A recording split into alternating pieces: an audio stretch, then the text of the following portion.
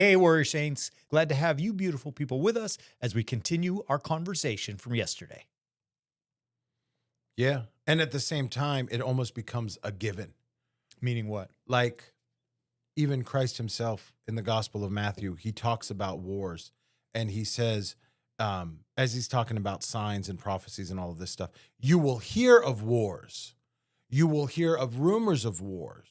And these things must take place. I mean, we'll get to that Yeah. maybe later, but Yeah. it's these things are going to take place. It's a given. You're going to hear about wars. You're going to hear about rumors of wars.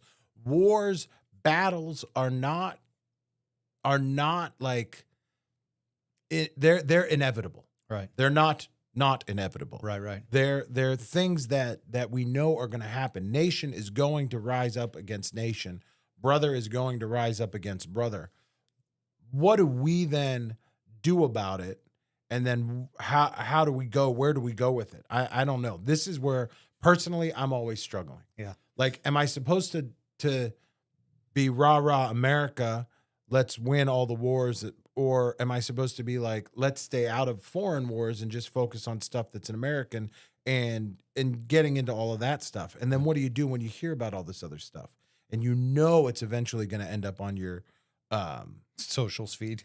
no, No. your doorstep. Oh, your doorstep. I mean, Yeah. eventually, and your social feed. Yeah. Is that how it ends up on our doorstep now? You know, like what are we supposed to do? And this is purely like my personal struggle with this stuff. Like I don't know what we're supposed to do. I don't often know how I'm supposed to respond. Yeah.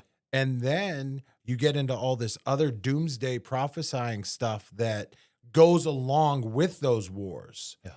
And what, yeah, Yeah. that's why I answer yeah when you ask questions. Well, it's a great whole rabbit hole to go down is the doomsday prophecy stuff. We captured some. We saw it. One of our team members found it on social feed. And again, for those watching, this is filmed on a specific day and many days before you're watching this. So things may have very well shifted and changed quickly. But there's that one meme that we saw. Yeah. It's from Metropolitan Neophytos of Morphu. So he's a bishop an Orthodox bishop in Cyprus, right? And we found this meme that was from like 2019, right? Where it says something, you're going to be having your coffee. And what does it say? I can't see My it. children, you'll be drinking your coffee and you'll hear that the Israelis hit the nuclear program of Persia, parentheses, Iran. Which is funny. So that's 6 years before we're filming this. Yeah.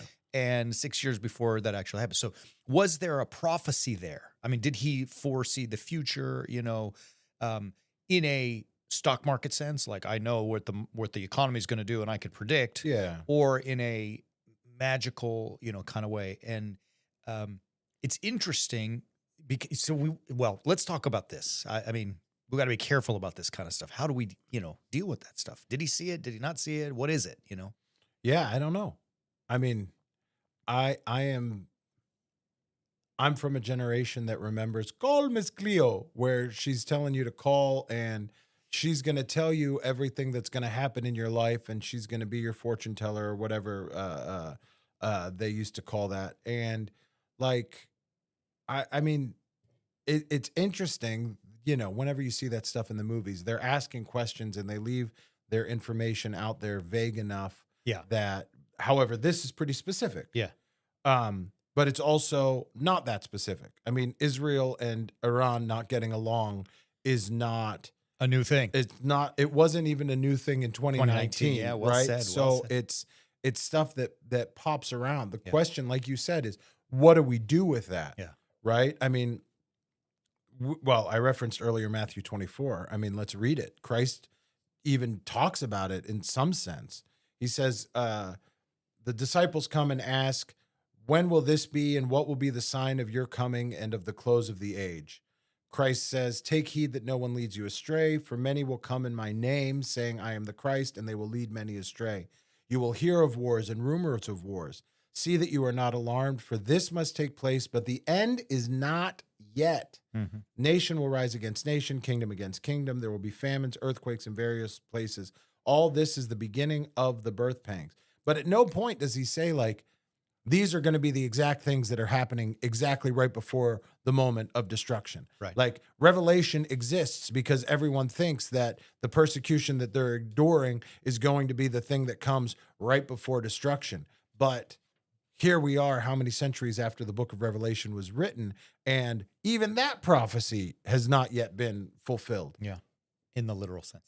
Well, but isn't that what we do? We take it all literally, and we Yeah. take these prophecies literally. Yeah. So we hear someone saying that Israel's going to attack Iran, and all of a sudden we say, "Oh, he did it! Yeah. He said it. There it goes. Yeah. This is the end. It's coming." And Right. here we are in 2025, and you know, Yeah. Forgive me to pick on people, but this particular bishop, and I've not met him, and I don't know much of what he says, so I won't criticize him. Not that I would criticize a holy Orthodox man, anyways, but his teachings and his very literal thought has great influence. Like we see an influence on Orthodox, purported Orthodox speakers online, like that guy. I think, again, if I'm wrong, forgive, but I think this bishop is influential in the mind of Peter Heers, who is, putting out some pretty strange, kind of like not traditionally Orthodox thought. I mean, he's really going far with it, and it's based upon this kind of stuff, that is very literal, and is this bishop and his recognition something that you and I could have predicted back in 2019 because Israel and Iran have been duking it out for years and years? Or, did he see something that, the Lord come to him? I don't know. But and even if this quote being taken out of context, yeah, was it said within a larger picture, Yeah. and that one little specific thing is now being resurfaced because of what's going on in the world Yeah. stage? Yeah, Sorry no, to cut you off. that's absolutely true, because that's one of the things too. That's a whole other beautiful conversation, that when we get these little snippet clips, is it? I mean, maybe he was speaking during a conference where someone asked him, hey, today in 2019, Iran and Israel are fighting, and one said this and whatever, and he's like, look, this is what's coming. I mean, maybe yeah, you're right. Anyways, you're right. It could be taken out of context. All of that I'm saying that is. Now, to go back to your original question where you were quoting from the Gospel of Matthew, you're going to hear about these things. And there's a litany of end of time signs, right? Mhm. You will, and you just read some of it: wars, famines, earthquakes, all that kind of stuff. So here's my question: what is the precursor to the end of time? According to the text that we just read, wars, famines, earthquakes, all that kind of stuff. Nation rising up against nation. So if there is an earthquake, and there is a war, and there is a famine, and there is nation against nation, and the end of times does not come, that means that particular war and rising nation against nation and earthquake and famine were not the precursors of the end, right? Like they were just wars and famines and things. So how will we know that this war, this earthquake, this famine, and so on are the precursors to the end when Jesus Christ comes back and says, here I am? At that point, it's too late. It's too late. That's exactly right. I mean, at that point, he's here. It's judgment day is over. So what is that? Hey, Warrior Saints, thank you so much for being with us. If you enjoyed this, please like, subscribe, and share. It helps us get the word out there. And if you want more, visit us at warriorsaints.org and subscribe to Understanding the Bible. Thank you so much. We'll see you soon.